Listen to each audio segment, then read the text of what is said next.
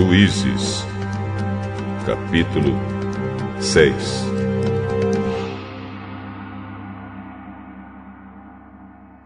O povo de Israel pecou contra Deus, o Senhor, e por isso ele deixou que o povo de Midian os dominasse durante 7 anos.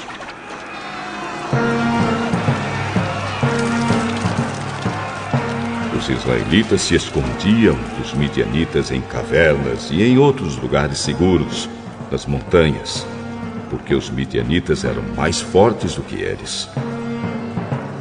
Todas as vezes que os israelitas semeavam, os midianitas vinham com os amalequitas e os povos do deserto e os atacavam. Acampavam na terra e destruíam as suas colheitas até o sul, perto de Gaza. Não deixavam nada para os israelitas viverem, nem ao menos uma ovelha, uma vaca ou um jumento. Chegavam com seu gado e as suas barracas e eram tão numerosos como gafanhotos. Eles e os seus camelos eram tantos que nem dava para contar. Vinham para destruir a terra, e o povo de Israel não podia com eles. Então os israelitas pediram socorro a Deus, o Senhor. Quando eles oraram ao Senhor por causa dos midianitas, ele mandou um profeta que lhes disse: Assim diz o Senhor, o Deus de Israel: Eu tirei vocês da escravidão do Egito. Eu os livrei dos egípcios e dos que lutaram contra vocês aqui, nesta terra. Expulsei os seus inimigos e dei a vocês a terra deles. Eu disse que sou o Senhor, o seu Deus, e que vocês não deviam adorar os deuses dos amorreus, que viviam nesta terra. Mas vocês não quiseram me ouvir. Então o anjo do Senhor veio e sentou-se debaixo de um carvalho que havia perto do povoado de Ofra. Esse carvalho pertencia a Joás, que era da família de Abiezer. O seu filho, Gideão, estava malhando trigo no tanque de pisar uvas, escondido, para que os midianitas não o encontrassem. Então um anjo do Senhor apareceu a ele e disse: Você é corajoso e o Senhor está com você. Gideão respondeu: Se o Senhor Deus está com o nosso povo, por que está acontecendo tudo isso com a gente? Onde estão aquelas coisas maravilhosas que os nossos antepassados nos contaram que o Senhor costumava fazer quando nos trouxe do Egito? Ele nos abandonou e nos entregou aos midianitas. Então o Senhor Deus ordenou a Gideão: Vá com toda a sua força e livre o povo de Israel dos midianitas. Sou eu quem está mandando que você vá. Senhor, como posso libertar Israel? A minha família é a mais pobre da tribo de Manassés, e eu sou a pessoa menos importante da minha família. Você pode fazer isso, porque eu o ajudarei. Você esmagará todos os midianitas como se eles fossem um só homem. Se tu estás contente comigo, então dá-me uma prova de que és tu mesmo que está falando. E por favor, não vais embora até que eu te traga uma oferta. Eu ficarei aqui até você voltar. Então Gideão entrou, cozinhou um cabrito e fez pão sem fermento com mais ou menos 10 quilos de farinha. Pôs a comida numa cesta e pôs o caldo numa panela. Levou tudo e entregou ao anjo do Senhor que estava debaixo do carvalho. Então o anjo ordenou: põe a carne e o pão nesta pedra e derrame o caldo em cima.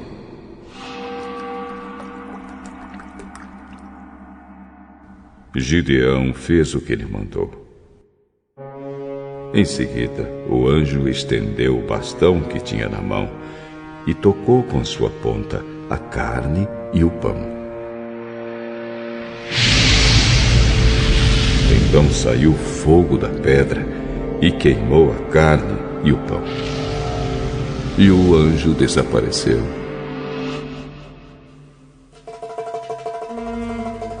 Aí Gideão compreendeu que era mesmo o anjo do Senhor que ele tinha visto e disse apavorado: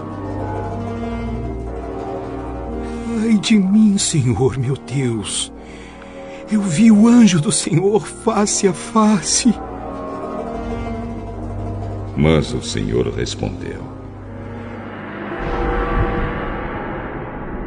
não fique com medo, tudo está bem.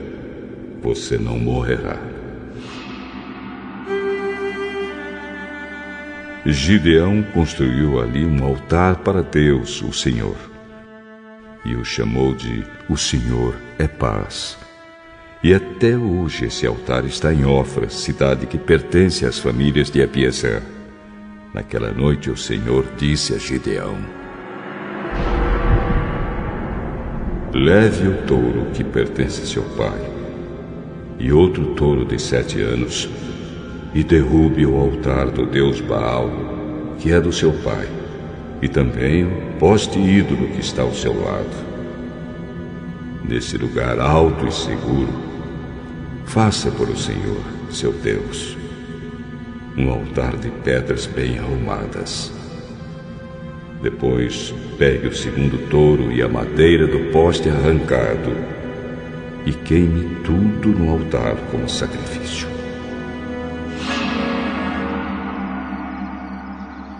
Gideão levou 10 dos seus empregados e fez o que o Senhor tinha dito. Porém, como estava com medo da sua família e do povo da cidade, em vez de fazer isso de dia, fez de noite. De madrugada,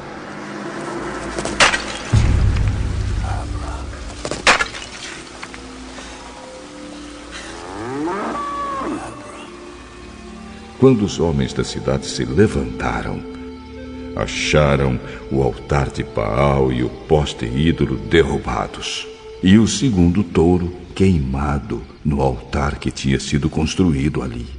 E perguntavam: quem será que fez isso? Procuraram saber e descobriram que tinha sido Gideão, filho de Joás.